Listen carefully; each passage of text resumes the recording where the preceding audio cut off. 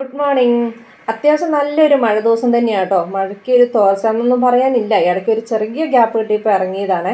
എന്നാലും ചെടിക്കകത്തൊന്ന് ഇറങ്ങി നോക്കി വെച്ചൊന്ന് കയറിയില്ലെങ്കിൽ ഒരു സമാധാനക്കേടാ.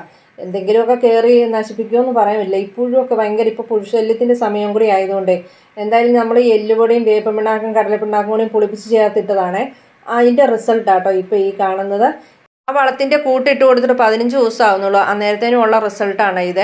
ഇതിൻ്റെ പ്രത്യേകത എന്നാന്ന് പറയുക, ഇത് ഇങ്ങനെ 1-2 ദിവസം ഇല്ലെങ്കിൽ 2 ആഴ്ചയൊന്നും അല്ല നിൽക്കുന്നത്. ഒരു 6 മാസം വരെ ഇതുപോലെ തളുത്ത് പൂത്ത് ആവശ്യത്തിൽ അത്യാവശ്യം നല്ല പോലെ പൂവിടും കേട്ടോ. എന്നുവെച്ചാൽ അത് പതുക്കെ പതുക്കെ എല്ലുപൊടിയൊക്കെ അല്ലേ, പതുക്കെ പതുക്കെ അത് പിടിച്ചിങ്ങനെ വരത്തുള്ളൂ. അതുകൊണ്ട് ഒറ്റയടിക്ക് ഇപ്പോൾ ഈ രാസവളം ഇടുന്ന പോലെ പെട്ടെന്ന് അങ്ങ് പൂവിട്ടു, അതങ്ങ് കഴിഞ്ഞു, അതോടെ ആ ചെടിയുടെ ഇത് കഴിഞ്ഞു, ആരോഗ്യം കഴിഞ്ഞു എന്നുള്ള ആ രീതിയല്ല നമുക്ക് ഈ വളം ചെയ്ത് കഴിഞ്ഞാൽ.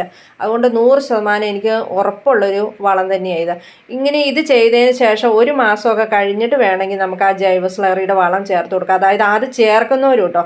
അല്ലാതെ ഈ എല്ലുപൊടിയും വേപ്പൻ പിണ്ണാക്കൊന്നും ഇടാൻ താല്പര്യമില്ല. ഒരു സാധാരണ വീട്ടമ്മയെ സംബന്ധിച്ച് ഇപ്പം പൈസ മുടക്കിയിട്ട് ഞാൻ തൽക്കാലം വീട്ടിൽ ചെടി നടുന്നില്ല എന്ന് ഉദ്ദേശിക്കുന്ന ആൾക്കാരുണ്ടാവുമല്ലോ, അവർക്കുള്ളതാണ് ഞാനിപ്പോൾ ഈ പറഞ്ഞത്. ഇതാവുമ്പോൾ നമ്മുടെ വീടിൻ്റെ അകത്തുനിന്ന് 1 രൂപ പോലും മുടക്കുമില്ല. നമുക്കത് റെഡിയാക്കി എടുത്ത് ചെടിക്ക് ഇട്ട് കഴിഞ്ഞാൽ അത്യാവശ്യം ചെടി നല്ല ഹെൽത്തി ആയിട്ട് നിൽക്കുകയും ചെയ്യും.